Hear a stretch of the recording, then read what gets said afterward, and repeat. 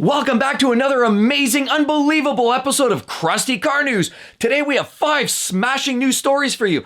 Would you believe it? Liquidation sale is about to hit Nissan now. The second story, there is the best time of the day and the year and the month to actually buy a car. The third story, breaking news, with all of this high-tech, unreliable cars, there are still some amazing ones that will go over 250,000 miles. The fourth story, Ford dealers could actually go out of business with this massive change. And the fifth story, it really makes me wonder how people are affording to buy these new cars. So go ahead, sit back, grab your favorite snack, grab your favorite drink, hold on for a ride, let's get into it now.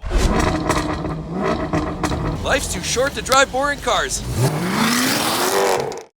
The first story is all about Nissan. We know that they've been struggling. We've heard 12 to 18 months and they could be out of business.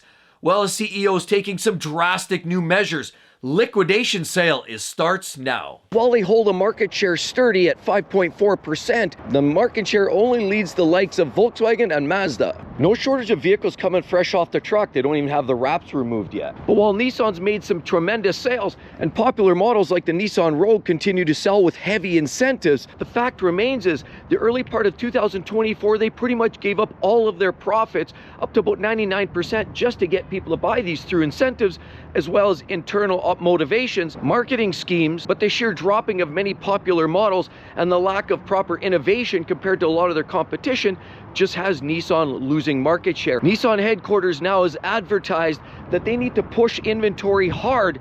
There's an absolute liquidation sale going on, and they're motivating each and every dealer just to unload whatever they can. They need at least 90% of these vehicles sold in a short period of time. Nissan has actually offered up significant financial retribution, financial incentives for each dealer to push as much volume as they possibly can with an effort to try to recoup some of the market share and hopefully keep the lights on. We know there's been huge incentives and motivations to buy vehicles like the Nissan Rogue here. They have clearly a lot of these vehicles on the lot, and they're very popular. You see a lot of these on the streets. Profit margin is not there on a lot of these vehicles, specifically for vehicles like this, the Nissan Rogue, which is more of a volume buy. But let's take a look at how much these actually cost. This is a Rogue, a 25 Rogue S all-wheel drive, and this one here goes for, whoa, $34,000. So in Canadian funds, that's not a huge amount of money, and that puts it in very strict competition, even with lower entry-level vehicles like Honda's Civic and the ultimate juggernaut, the Toyota Corolla. So if you're shopping for a car, you're looking for a deal, and you just need a little bit of help, be sure to hit that subscribe button. I'm going to give you all the help you need. And Nissan has been hitting consumers heavy with lots of incentives. 30-month leases, $1,000 down, $850 a week. How can you resist that type of monthly payment? But Nissan's struggles are real. Incentives are all over the place, and yet consumers are not necessarily buying. Nissan's already elected to shut down the Wuhan plant in China because of the stiff competition from the Chinese market. The Chinese market clearly building cost-effective, low-cost electric vehicles that a lot of consumers locally there are looking for. And now Nissan has priced themselves out of the game and therefore looking at closing some of their factories. The volume game seems to be a game that Nissan's trying to play, and they're not winning right now, because even models like the Nissan Altima have been lacking innovation. It looks very garden variety. I'll be totally frank, my own personal opinion, it falls in the same space as a Toyota Camry as well as a Honda Accord, but it doesn't feel like it's as well put together. I mean, I look at some of the cheaper plastics, the fit, the finish, hubcaps on these vehicles. This plastic even feels it's that harder plastic.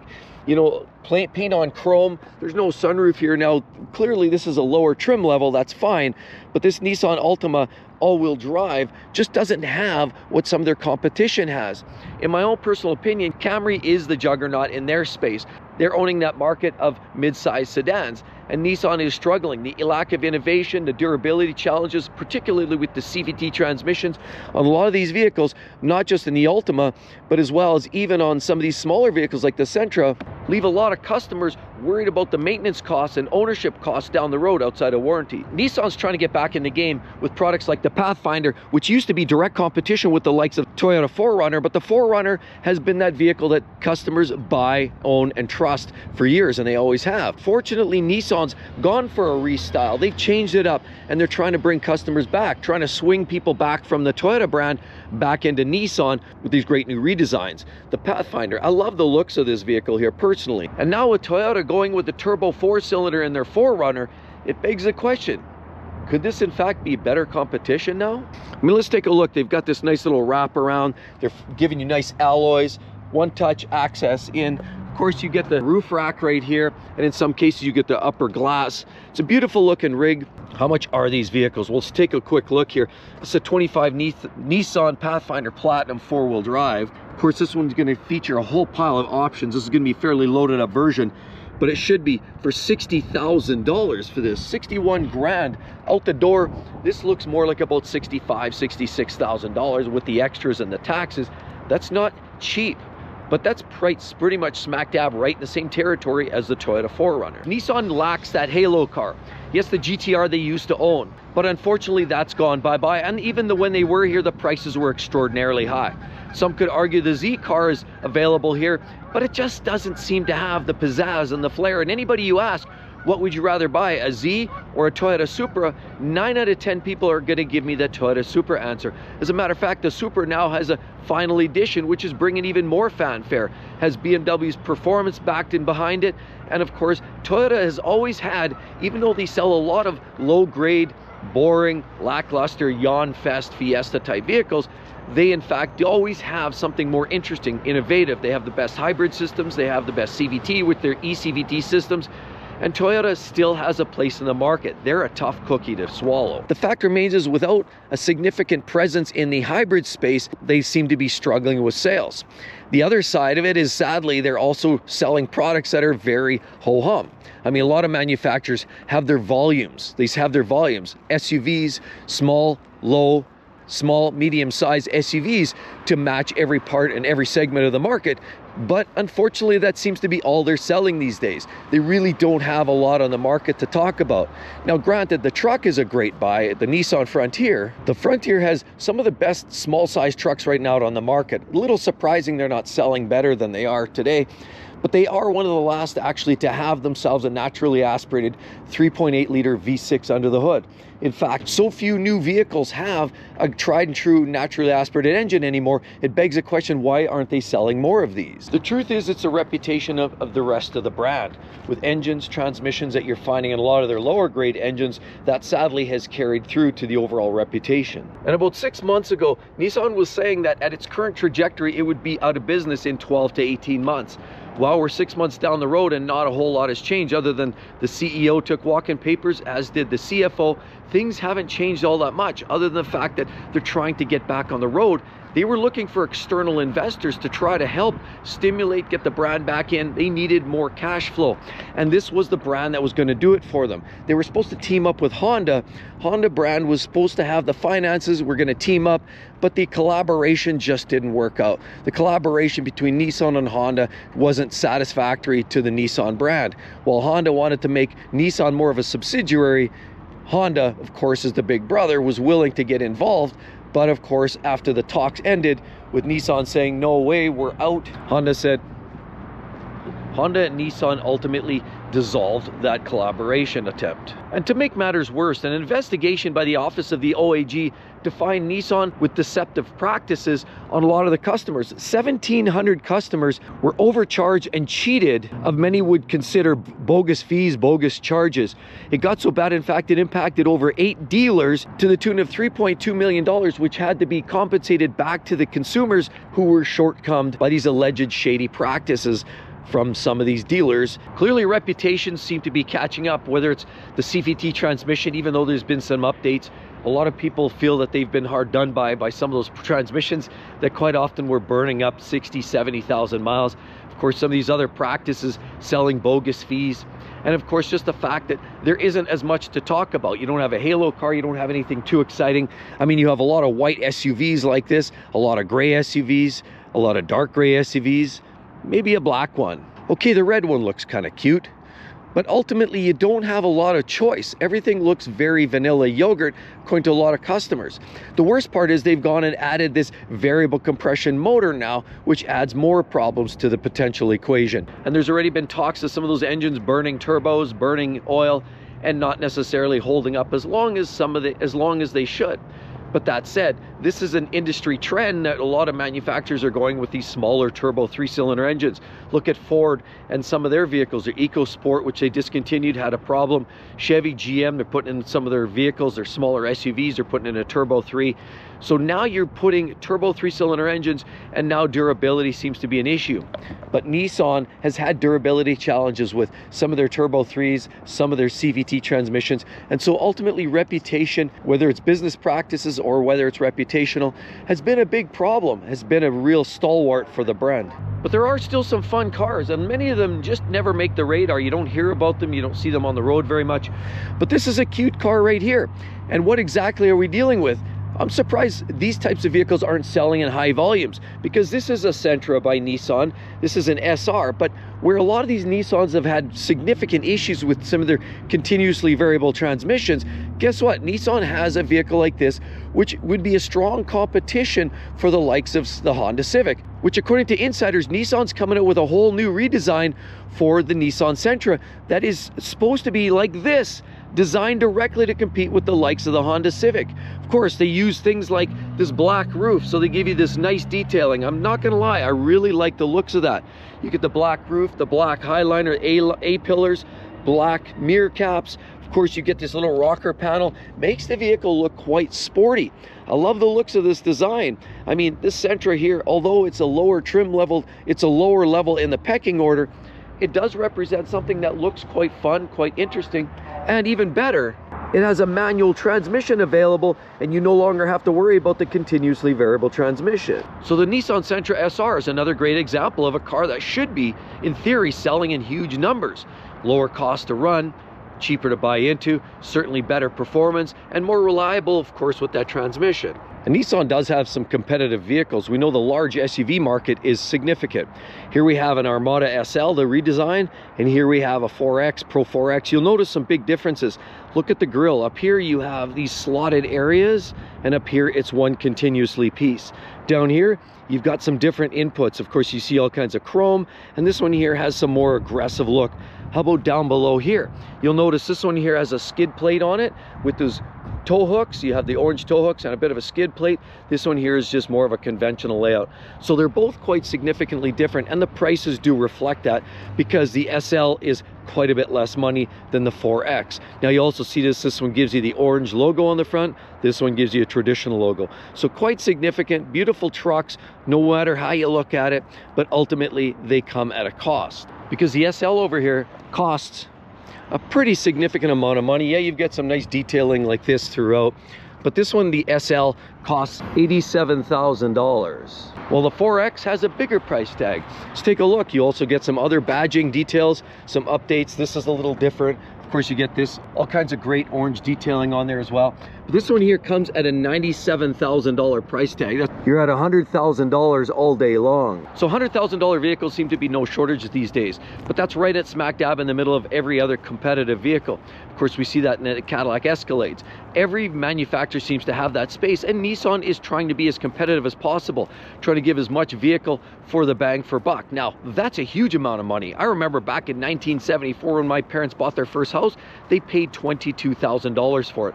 Kind of is the eye-watering, sobering thought, isn't it? So lots of incentives, as you see right here. Of course, here they have the My Choice sales event, and right here, choose from all kinds of different options. $1,500 Nissan bonus, up to $1,500 accessory credit, or a 3-year prepaid maintenance program, which really all that gets you is an oil change once a year. Or you get a 30-month lease, $1,000 down, maybe about $100 a week. There's a bit of an incentive for an SUV right there. Now, I know somebody personally who has a late model Sentra, and they like their vehicle. It's treated them well. I personally owned a 280ZX many years ago, and I love that car. I ran the wheels off it, and it just kept going and going and going. And that inline 6-cylinder that I had way back in the early 80s, that was a true gem of an engine. Manual gearbox, a lot of fun. The car had torque for days. It was just such a great car. And that's why I am especially connected and resonate with the Nissan brand. I loved it when the brand was making fun cars. The GTR is an amazing car, but unfortunately the R35 was an extraordinarily high price tag in recent years, and it sort of pushed me as well as many other buyers out of the market. I'd love to have one of those as well. The Z car, it's fun. The 370 was a great car. The 350 didn't quite catch my eye, but quite honestly, a lot of these Z cars or Z cars are a lot of fun, and Nissan has huge potential. They've had a massive following. There's been some, in my own personal opinion, some decisions made at a higher level that haven't necessarily resulted in the same glory for the brand, but ultimately, I've come from a place where I think Nissan was a great vehicle brand at one point. But the latest word from Nissan headquarters is a massive liquidation sale. Now, they're not using that phrase. What they are saying is they're incentivizing each dealer to say, look, you need to sell 90% of your volumes. If you get 90% of your vehicles sold within the allotted time period, we're going to compensate you $350 per unit sold. That's huge incentive. So no longer is it now a profits game, it's a numbers game.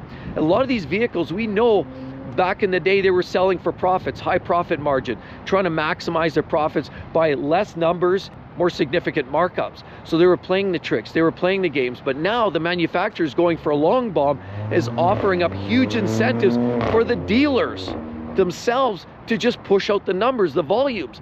So the idea of shopping for your car at the end of the month or at the end of the year or in May or certainly in October, November, December, that has never stood more true. There will be strategic times. There will be times at the end of the month when those vehicles have not yet been sold, and it will be highly motivated to push those vehicles out to the buyer.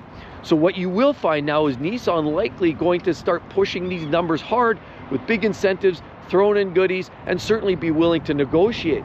It's a virtual, almost liquidation sale of sorts, and Nissan is changing the game again. Once again, when we came from the last 4 or 5 years of a game of markups and numbers and amount that you can tack on, market adjustment fees, that's not the game. Nissan's not selling vehicles in a way that they can even justify market adjustment fees. That whole concept is gone out the window. They're just hoping to regain a little bit of market share, regain what looks to be a business, because the way things have been shaping up in the last year, it hasn't been good. And Nissan now is motivating the dealers who are there going to be motivating you to buy your next car. Second story, when should you be buying that car? Is it Christmas? Is it June? Maybe tax season? Let's find out. I'm going to explain the whole thing right now. Should you buy it today, tomorrow? When is it? The end of the year? Possibly at the end of the month? Well, let's talk about that. Yes, because a lot of people believe that they know the best time and the best opportunity to buy a vehicle. Well, there are some rules of thumbs and there's certainly some AI responses, but there's a new strategy I'm going to offer up here as well at the end.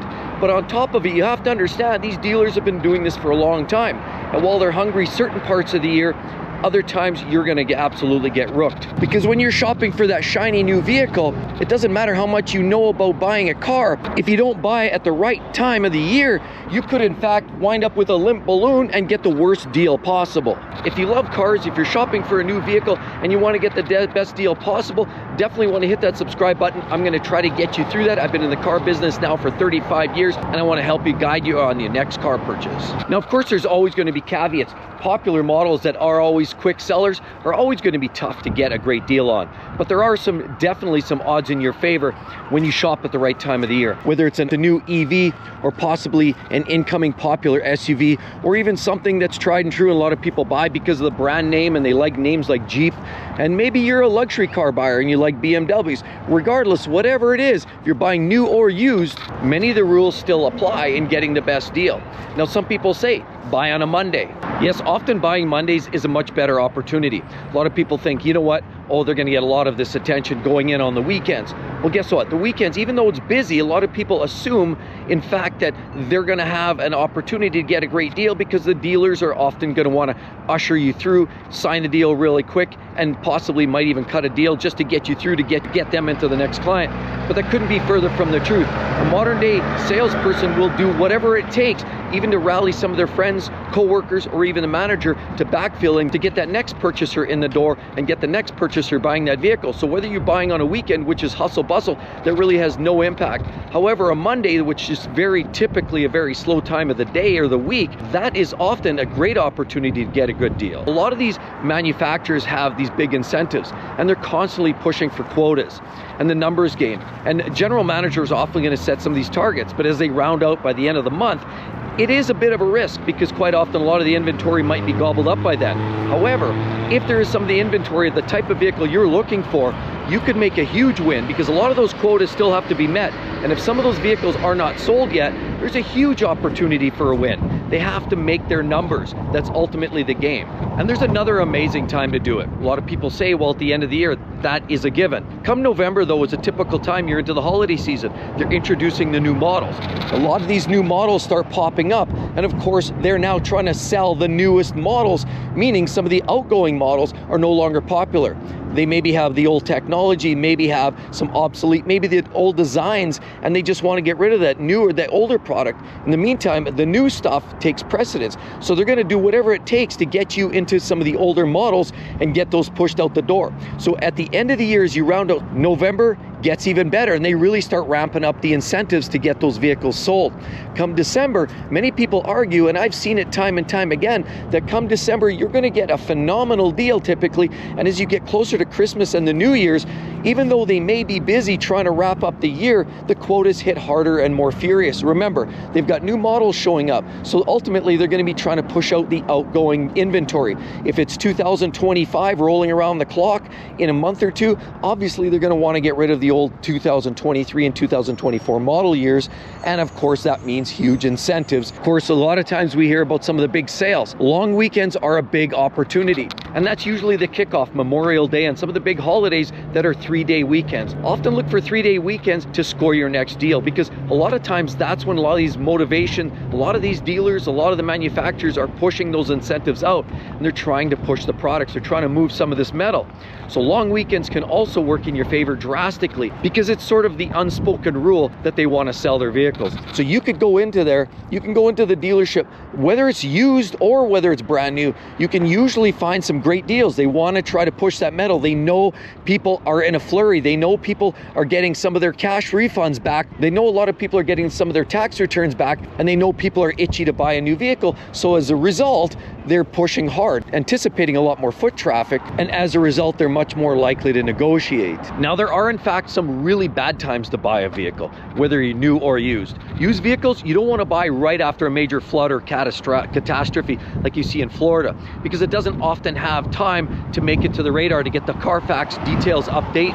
And quite often that means a lot of these vehicles could fly under the radar. You could in fact be buying a used vehicle that was just sunk, and you don't want that. So you've got to wait it out, wait a period of time, 6 months to a year, to get that used vehicle purchase out there. But if you're buying new, that's less of an issue. Now, a new vehicle purchase is one of the worst times to buy is when a fresh restyle came out. It usually, there's a lot of buzz, there's a lot of hubbub, everybody's excited about that new restyle, that new redesign. And even though it may not be as good as the outgoing, because we all know that some of the older models are often better built, and quite often many would argue that will last longer, it doesn't matter. The vast majority of the population is looking for the latest and the greatest. So the buzz on that new design, redesign, often means that you're not going to get a deal on it. You're likely going to overpay. And we saw this all happening with many models. The Ford Bronco. When the Ford Bronco came out, you could not get a vehicle. As a matter of fact, many of them were charged over MSRP. And I heard of many people paying $10,000, $15,000, $20,000 over sticker.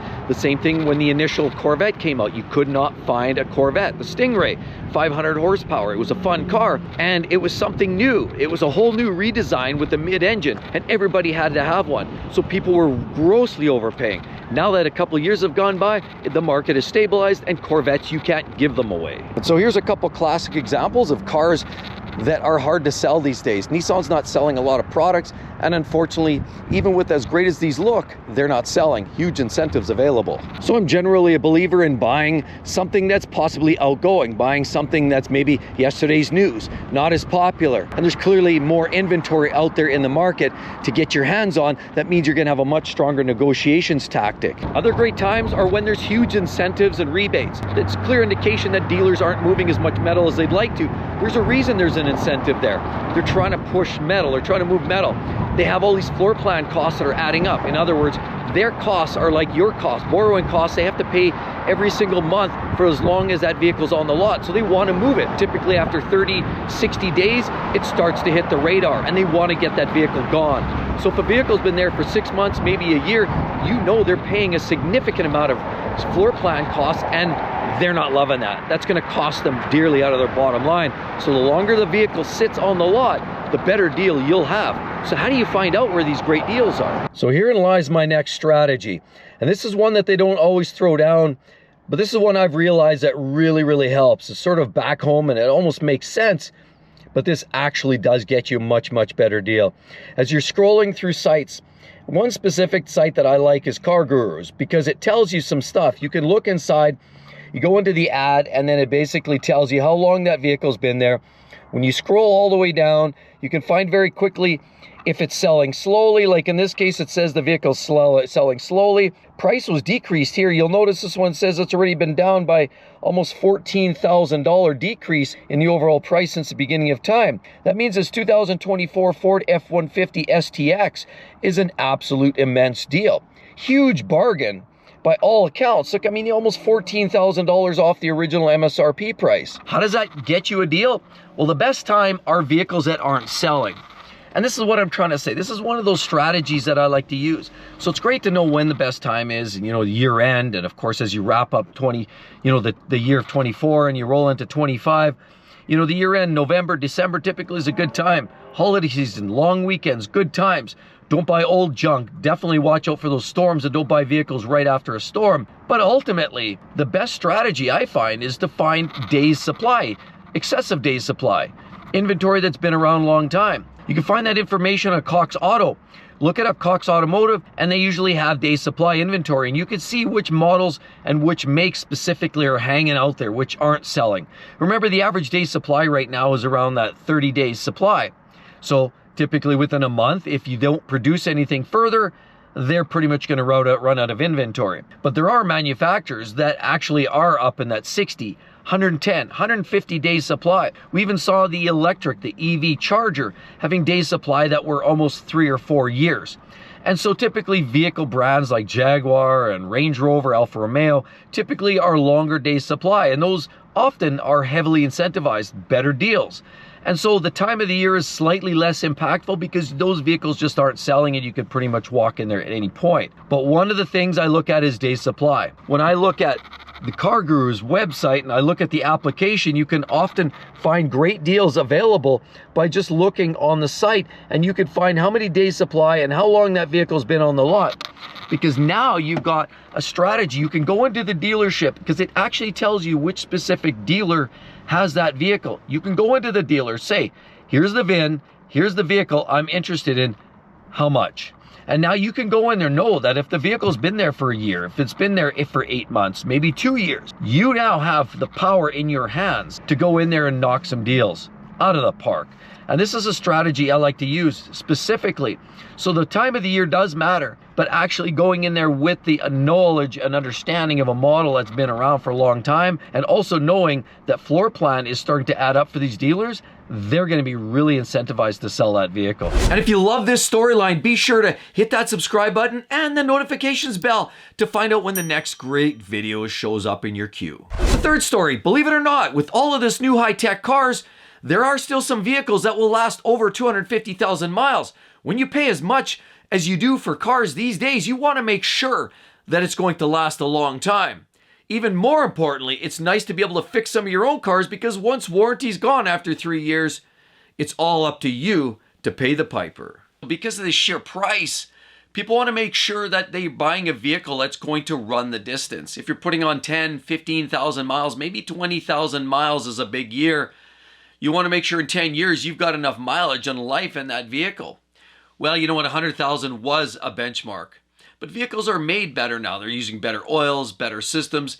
But there still are some ultra complex vehicles that simply will not make it. You think about some of the direct injection and some of the turbo 3-cylinder engines, you know they're not going to run the distance. There's a lot of vehicles that simply will not make it. But there's still some very high quality vehicles or some very well built vehicles that will make 250,000 miles today.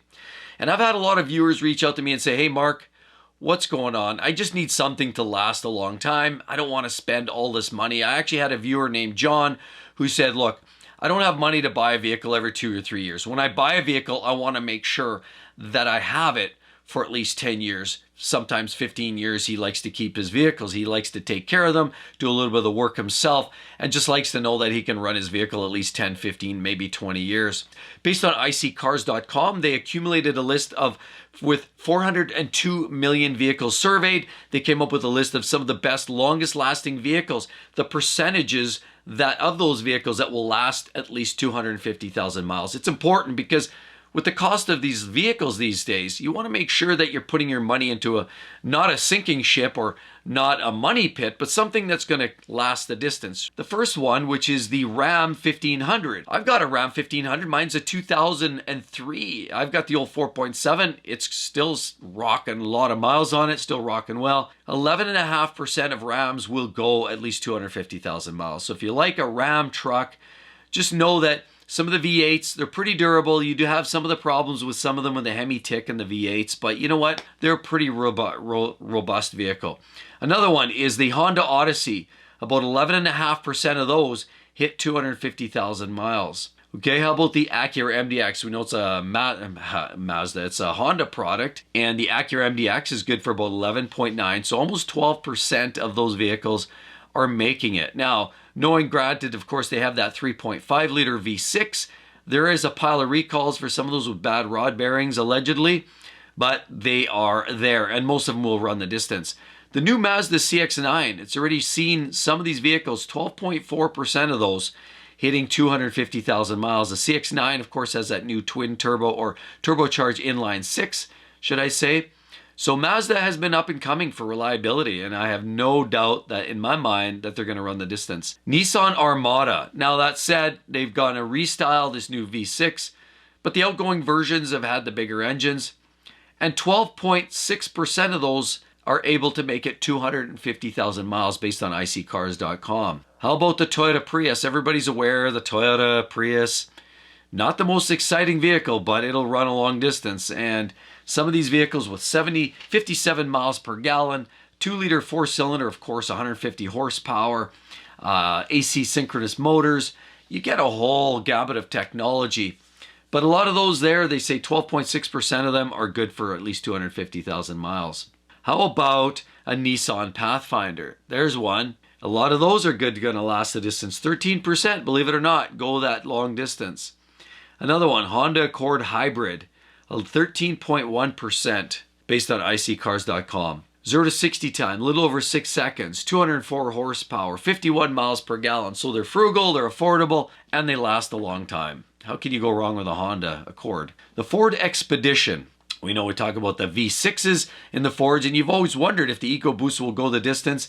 Yes, in fact, 13.1% of the Ford Expeditions are able to make it over 250,000 miles. That's a good jag. Then, of course, the Toyota Camry. Everybody knows the Toyota Camry is one of those ultra trustworthy cars. Good for 13.5% at making it over 250,000 miles. And by the way, as we continue down the list, be sure to hit that subscribe button. If you like this content and you certainly want to have some direction on buying your next affordable vehicle, I'm here to help you steer away from the bad ones and gravitate to the good ones. Be sure to hit that subscribe button and the notifications bell. That said, moving on to the Honda CR-V, 13.9% of those vehicles can go the distance. So that's a pretty good run. CR-V's always been a trustworthy vehicle, so has the RAV4 by Toyota. Those are very popular. The GMC Yukon. Now, we know GM's had some problems with their 5.3s and their new L87s and the 6.2s, but the V8s, they turn slowly. They don't work overly that hard. They're big, bulky, strong trucks or SUVs. And so they're generally going to last a long time. Okay, sure, they've got plastic handles that pop off. Sure, their infotainment systems aren't amazing. Sure, sometimes they'll have the odd issue, but some of the recalls on the transmissions, some of the recalls on the engines are covered under warranty. Get past some of those fixes, and a lot of them are good for a ton of miles. Then we move up to the next one, the Nissan Titan.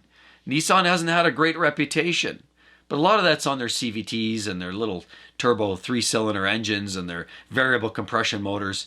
But to be honest, stick with some of their known tried and true, the Frontiers and the Titans are known for durability. And the Nissan Titan, 14.8% according to iccars.com, can make it over 250,000 miles. That's a mouthful. How about the Toyota Highlander? I was looking at one of those a couple of years ago. Fun, sporty-ish, kind of minivan, SUV-ish, crossover if you like. 15.7% of those can go the distance. Now they had the 3.5-liter V6. Now they're pretty much stuck with the Turbo 4s with hybrids. But they're a pretty robust vehicle. You get the LE gets a 2.4-liter Turbo 4, or you get the 2.5-liter naturally aspirated with the hybrid. They're pretty peppy. They're relatively fun, very frugal, and they're going to go a long distance. The Ford F-150 is another one on the list, believe it or not. They've been around for a long time, and they're America's best-selling pickup truck. Typically, 720 horsepower Raptor. Maybe you won't get the life out of that one, but maybe something a little more base trim like an XL. They start around $41,000, could be a good buy. If you don't necessarily want the small pint size Maverick, the F-150 is still certainly the benchmark for Ford, and they've been around since about 1948. So it's a long-standing, very robust truck, and the F-150 has been known to go as many as 15.8% of those vehicles are good for over that kind of Ks, miles. How about the GMC Sierra 1500 half-ton truck with the 5.3-liter V8? It's that cylinder deactivation isn't amazing. That's not doing them any good, but they're a pretty durable vehicle. Their diesels are amazing, and that Duramax with the Allison transmission is one of the best diesel trucks today. But those vehicles are good for a lot of miles, and you can expect a ton of Ks and miles out of some of those GMC Sierras. How about the Honda Accord? We could also expect a significant amount of miles out of those, up in that 16.6% in the Accord. This is the regular Accord, as well as the Honda Pilot. We already said it comes with that 3.5-liter V6. Very durable, almost 300 horsepower. I think they have about 280 horsepower and 285 with a 10-speed automatic transmission. So at least they've got a torque converter. So they keep it simple, and that's what Honda's been doing, and that's sort of been their recipe for success, is keeping some of their benchmark vehicles, their SUVs, the Pilots, the Passports, even their little trucks. The Ridgelines are using that V6, and the torque converter auto means they're going to hold on some durability, and they're good for that 17.5%. As well as the Chevy Tahoe is good for 17.7% over 250,000 miles. Also sports the 6.2 or the 5.3 V8s. Again, notice that there are recalls on the L87s. Just be aware of that. Make sure you ask the right questions. There's also a 3-liter 6-cylinder diesel. There have been some issues early generation with access to a timing belt. That didn't seem like it seemed like a good idea at the time until you have to actually own it. So stick with the basics. GMC Yukon XL, 17.9%, almost 18%. We're getting up there. 1 in 5 vehicles are good for over 250,000 miles. Same thing, 5.3s, 6.2s. You get the recipe. That's GM's recipe for success. Chevy Silverado, same storyline. They're also good for almost 19% up to 250,000 miles. The Lexus GX, that's the outgoing one. The new one now has that twin-turbo V6 and 3.4-liter. Time will tell on the durability, but the outgoing versions with the V8, the naturally aspirated V8s, are good for a lot of miles. And those are good for at least 20.7% up to 250,000 miles and beyond. The Toyota Avalon, let's face it, a lot of the gray hairs are driving the Avalons. They're not necessarily the youngest, sportiest type of vehicle. Doesn't appeal to the young, sporty racer type. As such, they do go a long time. 22% of the Avalons are going to make it likely over 250,000 miles. Likely some of the drivers, typically the demographic drives them gently. Generally, they see a lot of proper maintenance.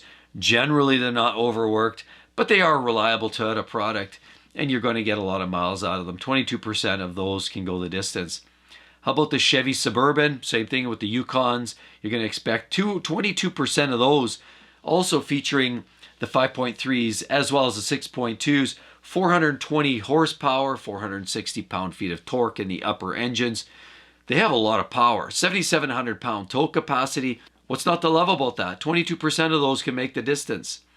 Honda Ridgeline, 25.8% are going to go. So 1 in 4, even more than 1 in 4 of these vehicles are going to go over 250,000 miles. This is absolutely legendary and speaks to the Honda reputation for reliability. Some of these vehicles, again, well, actually all of them carry that 3.5 liter V6 and the torque converter auto. I also featured it in one of the videos on Exoticcar Playplace of the top 3 trucks, small trucks I would buy. I'll share that link at the end. Be sure to check that out because you're going to want to find out exactly why these trucks are selling, and as why I recommend these because of their long-lasting durability. But there's a couple of others you're going to want to look at too. So 25.8% of those on the Honda Ridgelines are going to make it over 250,000 miles. The Toyota Highlander Hybrid, 25.9%, I already mentioned, comes with a naturally aspirated, their legendary 2.5 liter 4, coupled up to, as well, their hybrid system. And they do the ECVT, so it's absolutely bulletproof. And those are good for almost 26% based on iSeeCars.com. And the Toyota Tacoma, another long laster. Now, we're not speaking to the newest generation. We're speaking to the older previous generation. The Toyota Tacoma, they've been around a while now. 26.7% of those, almost 27%, have been known to go over 250,000 miles. Stick with their smaller, their naturally aspirated V6s, a 3.5 liter V6, and it's going to run a long distance for you. Torque converter autos, or you can also get a manual transmission in those, and they've got a decent tow haul capacity.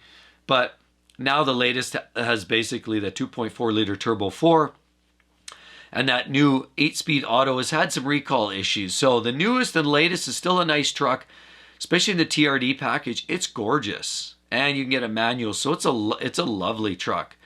But we'll have to wait on the reliability. But the older ones, 100% will go the distance. Toyota 4Runner, there's another serious machine, off-roader.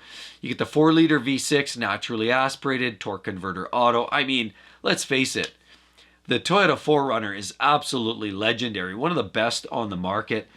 And to go 250,000 miles is a big feat. But when you're talking about the 4Runner, almost 27% of them going to 250,000 miles, now we're getting up to almost a third of these vehicles make it to 250,000 miles. That's saying a lot. That vehicle's built to go a long distance.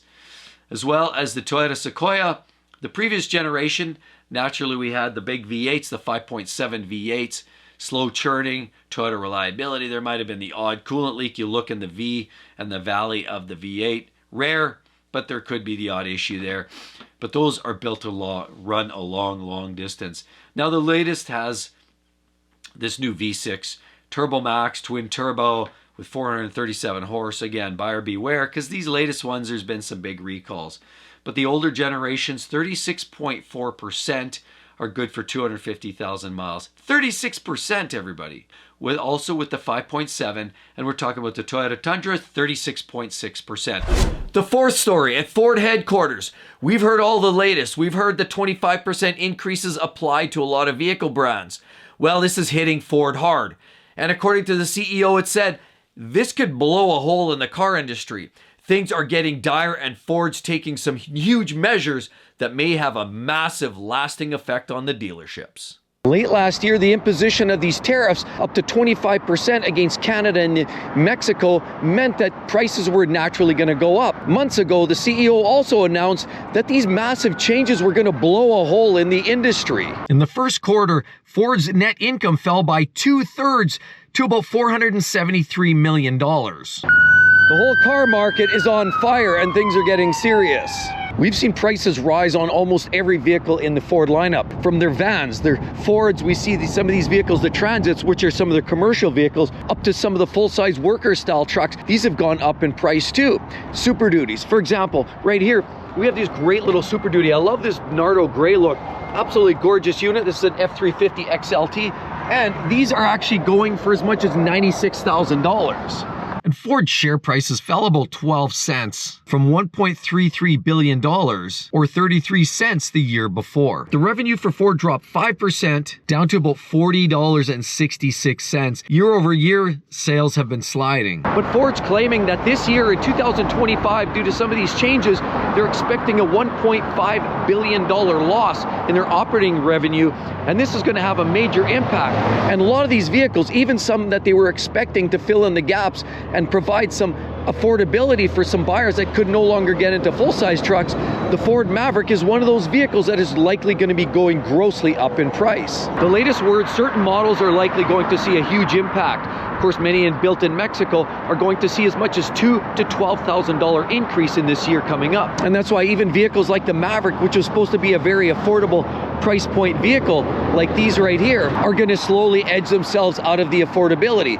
And if you look along here, we have some beautiful trucks. Here's a nice little XLT, small little unit. Of course, you get the sunroof on top. And this one here is going for a massive $44,000 as it stands right now. But it's going to go up in price here very shortly. Ford's announcing now to get ready for these price hikes, which we've already been seeing year over year, some significant increases by all of the manufacturers. And Ford certainly is no different by creating vehicles now that are very unaffordable for many buyers. The CEO Farley has also said that he wants to get quality control under wraps, and that's been eating Ford's lunch. So that's a big part of where some of the losses are. Issues. For example, with the Bronco Sports Mavericks with failing batteries, 21, 22 model years. How about the Broncos for rear suspension parts falling off? But the Ford Lincoln recall for faulty backup cameras as well. And Ford recalls previously recalled Mustang Mach-E's for overheating batteries. But what about the recall for the Mavericks and the loss of drive power? How about the hybrid models for the software errors? And the Maverick, of course, because of the faulty brake lights, but the Maverick hybrids for warning lights malfunctioning, or the F-150 Lightning due to fire risk, or the Ford EcoSport because of possible rollaway risk. And how about the Ford recalls for 10,000 vehicles due to faulted trailer brakes? Oh, there's more. But Lincoln recalls navigators to fix the fire risk side mirrors by disabling the feature. Well, that's bad. You've got the feature and you can't use it. Ford Maverick and the Ford Bronco Sport recalled over possible loss of drive power. That's from the 21 to 24 model years from the Maverick and the Bronco Sport. How about the Ford Edge because of backup camera issues? And the Super Duty trucks because of the windows failing to reverse direction when obstructed, or the F-150 recall due to the powertrain control modules being programmed incorrectly. How about the Ford Transit due to software issues, or the Ford Bronco Sport Escape recall due to possible fire risk? And well, how about more? Ford Explorer because of fix a mounting bolt for the rear axle housing, and recalls vehicles for possible fire risk. A bunch of vehicles from the Expedition, the F-150, the Police Interceptor, and the Lincoln Navigator. The list goes on. How about the seatbelt issues in the Lincolns? How about the trucks in Canada with the brake fluid leaks? How about the Ford recalls, 25,000 vehicles, rear view camera issues? The list goes on, and we won't even talk about those sudden downshifting transmissions. So Ford's dealing with a lot of quality-related issues, and that's really eating their lunch, costing them millions of dollars. And vehicles like the Ford Mustang Mach-E, we already know they haven't been selling all that well, because the F-150 Lightning and the Mustang Mach-E are pure electric vehicles, and the sales have been down dramatically. Unfortunately, they need heavy incentives to get these vehicles sold. And sadly, there's word that you may see as much as $12,000 to $12,500 increase on the new revised price of the Mustang Mach-E because it's one of those vehicles built in Mexico. And it seems like it's the price point vehicles that are getting hit the hardest. The Bronco Sport, of course, also made in Mexico, is one of those very, very popular subcompact or compact SUVs that they needed an answer for the full-size Bronco that many people couldn't afford because of the price point. These ones are unfortunately likely going to be impacted as well and going up in price in the upcoming year. Clearly, it's going to be a tough year for buyers of the new Ford products. Be looking a little deeper into the pockets to try to buy your next new vehicle. Now, it's quite interesting because Ford's advertising that they're going to have to increase prices on a lot of these Mexican-made manufactured vehicles. But what happens to vehicles like the Ford Explorer, like these, that are made actually in Illinois? Yes, they're actually also about to see an increase of about $2,400. So how is that one explained? Clearly one of the most popular models, and one that's often utilized by police forces, it's fleet use, and as well as just an overall popular vehicle. But prices are going up on the Ford Explorer as well. Now, all these cost increases in the midst of the cost of living crisis, we know prices are going up, and very soon we're about to hear that the parts are going up as well. So to get your older vehicle service, we're about to see that getting a little bit more expensive, as well as your shop visits. They're using those parts with the increased prices. But other tragic examples of what's going on is the repossessions. Now, we also know that Ford was chasing down the repossession application, which they were likely going to install, or at least they submitted for this technology, which they were going to start installing in some of their electric vehicles where they could self-repossess. So if you didn't make your payments, the vehicle could potentially drive itself to the local holding yard. Now, that said, they didn't actually install any of that technology yet, but that's yet another thing that they're going to stack on top of the potential risk that they're about to face with these increased prices, people taking out longer loan terms, and the risk that people are just starting to going to default on a lot of their new vehicles. This is all in anticipation of what we might start to see. We're already starting to see 84, 96 month loan terms. You can't go much longer than that. Warranty periods are only 3 to 4 years. People are owning these vehicles outside of warranty and still making these $1,000 or $1,500 a month payments.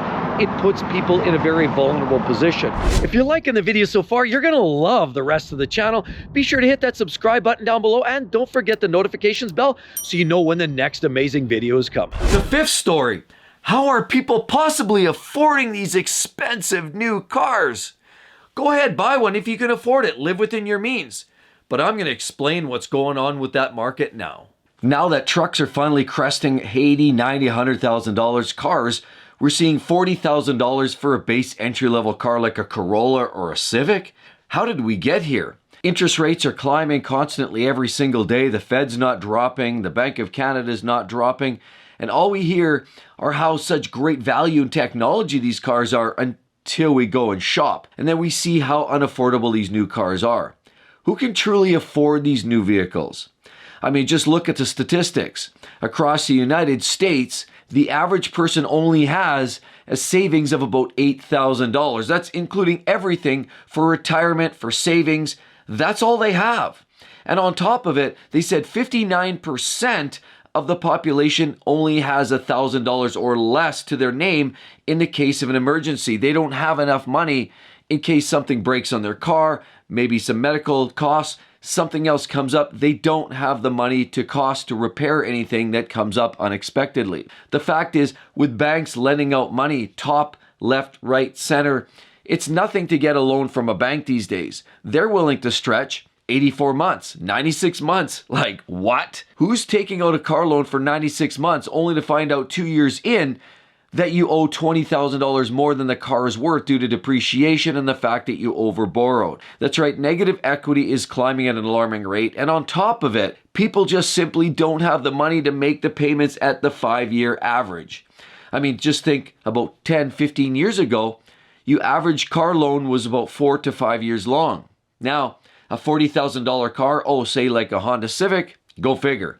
That car now is going to cost you a significant amount of money. We're up in that $700 to $800 a month. On top of it, now 1 in 5 car loans is over $1,000 a month, and that's on the US side of the border. Try the friendly folks up in Canada, who an average now car loan is up in that $1,200 to $1,500 a month to get into the same vehicle. And it appears as though many people simply cannot afford their cars. So how is it when you look around, you see all these new vehicles, these new shiny SUVs, these new EVs, these new pickup trucks, these new cars?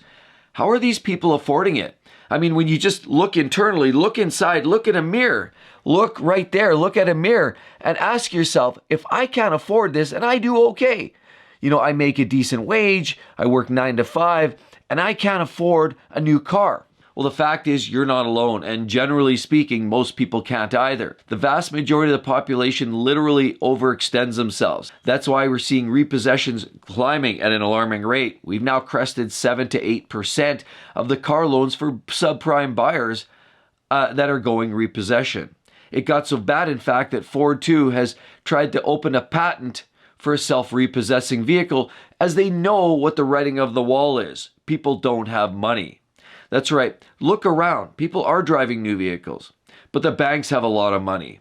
And the car brands and the manufacturers are fine in lending that money. They have their own institutions, some of which are higher risk lenders, but they'll do whatever it takes to get you in your shiny new car. Now, is it a good idea or a bad idea to buy a new car? That's always been a question. Should I buy new or should I buy older and used? That really is a challenging question because ultimately it becomes individualized. And that's the problem. We see all of these great advertisements. We see all these people on the TV and driving these new off-road SUVs and escaping, the big escapism, going somewhere where they couldn't have gone with their older beater. God forbid.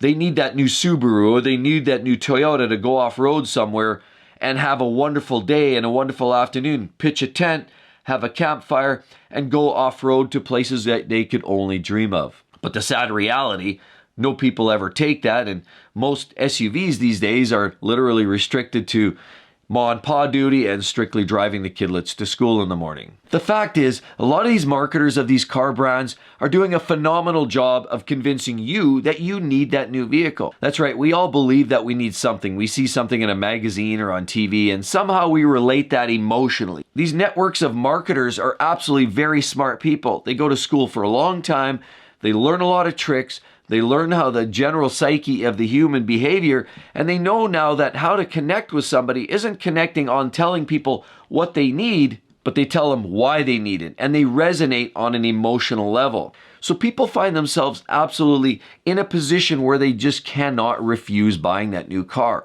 So they do whatever it takes in that position, in that time, to go out and purchase that new vehicle, regardless of what they can afford. And see, ultimately, people that live within their means are some of the happiest people. If you don't go shopping for a car, you isolate yourself. Don't go into the showroom, don't go to the car shows, and literally trying to turn off the TV or avoid or fast forward some of those commercials during the Super Bowl or between the hockey game periods. If you avoid those commercials, you'll do a pretty good job of driving on what you have. That chances are that vehicle you're driving today, it's running, right? Does it get you to work? Possibly get you to school? Maybe get you around and run those errands? More often than not. But we all find ourselves convincing ourselves that we need something new. Burnt out taillight, power window doesn't work on the back passenger side. I'm throwing in the ghost. I need a new car. See, so you've got this combination of wants and needs, and they're sort of crossing over. And in most cases, it's just a want. And here, lo and behold, we have the dealer network and the OEMs who now know how to resonate with you on an emotional level and sell you what you don't need. And so people are now finding creative ways to get into car loans, whether it's riskier lenders or whether even if you've got a subprime borrower, they're willing to take debt on at an alarming rate. That's why we're seeing the repossession levels that we are. Even people that are of a good lending rate or good credit score, if you will, 2 to 3% of those people are defaulting on their vehicles. People generally, as a whole, cannot afford the new prices of these vehicles. Now, why is that? How did we get here? Well, we saw what happened during the pandemic in 2020, during the shortages, the chip shortages, inventory shortages. People were at home. A lot of the plants were closing down, and you just couldn't find a lot of the extra inventory. Governments were throwing money around hand over fist, and people were okay in spending that. But guess what? 4 or 5 years later, the government's coming and knocking, and they want their money back. But sadly, a lot of people have already overspent. A lot of people are buying stuff, a lot of these vehicles, under the pretense that it's going to hold value because back in 21, 22, it sort of did. But as we see, the standard, more garden variety, conventional depreciation starts to kick into high gear. And here we have now people have gone and drifted into negative equity territory or underwater. So this is where we're at today. We're in a position where people have spent and bought way beyond their means for the course of the last 4 to 5 years. And here we have the manufacturers realizing that people think more with their hearts and not so much with this. And they're willing to spend whatever it takes to satisfy that emotional whim to get that new vehicle. And how much are these new vehicles? Well, when you talk about affordability, most people that truly cannot actually afford these vehicles, If you really budget properly, if you really run the numbers, and you look at the 20-4-10 rule, 20% of that vehicle's price you should be putting down as a down payment. 4-year car loan and 10% of your gross monthly salary or income should not be exceeded to buy that vehicle. So if you think about this, 20% down on a $50,000 car, that's 10 grand. How many people have $10,000 in the bank? Because if you have less, there's a good chance you probably cannot truly afford that vehicle. I already said, the vast majority of the population has less than $8,000 in all of their savings. That's for their retirement inclusive. Why would you want to spend what you have collected over years that for retirement savings, the end of the road when you hope to retire at 60, 65, or 70, that you now are consuming that as a down payment, not even a holistic payment price for that vehicle, but a down payment for your new vehicle. 4 years, you name it, 100%. 4 years you should not exceed. If you cannot afford the monthly payments by taking your car loan for 4 years, you've overspent. Look at something cheaper. It's that simple.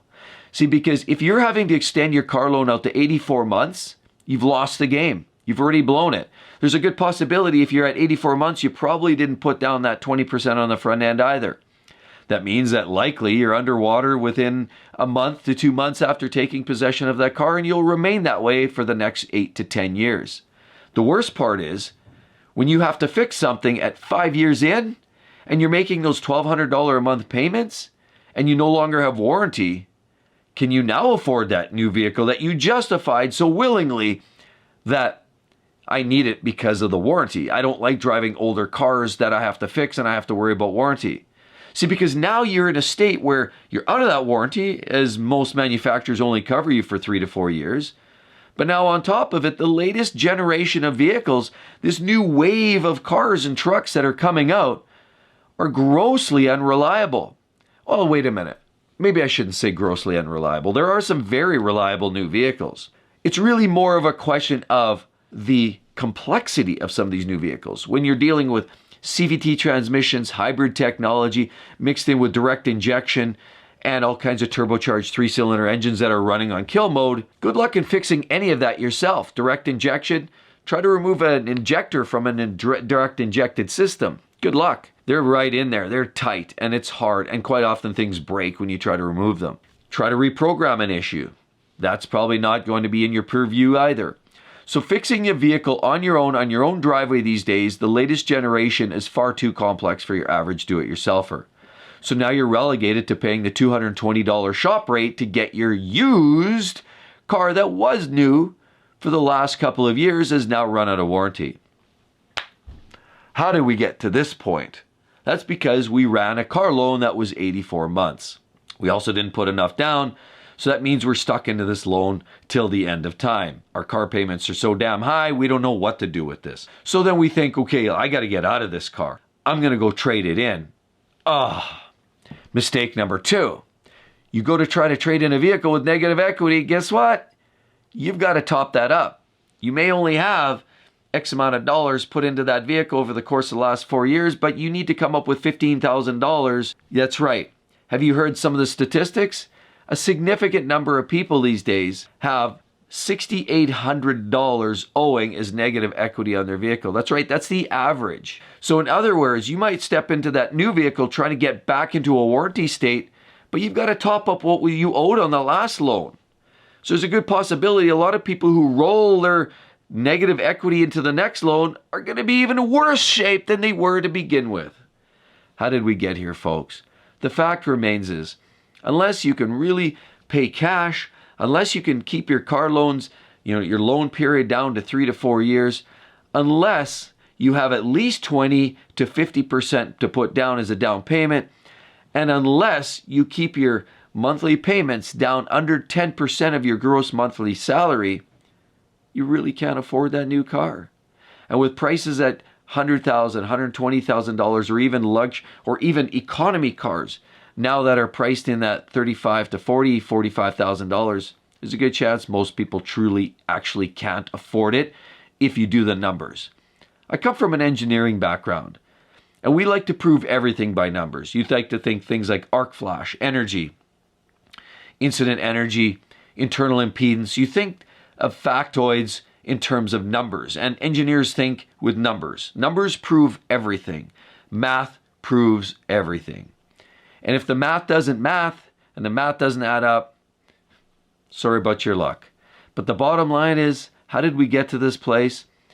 Could it be the greed of the OEMs? Could it be the overzealous nature and the aggressive marketing tactics by these manufacturers telling you what you need and connect you on an emotional level? It's probably a little bit of all of it. But the fact is, my message to each and every one of you, buy a new car if you can do it comfortably within your means and you're not stretching the rest of your lifestyle to do it. And with all of that said, be sure to smack that subscribe button, tinkle that little notification bell so you'll know when the next amazing video shows up in your queue. Hope to see each and every one in the next one, everybody. See you real soon. Bye-bye.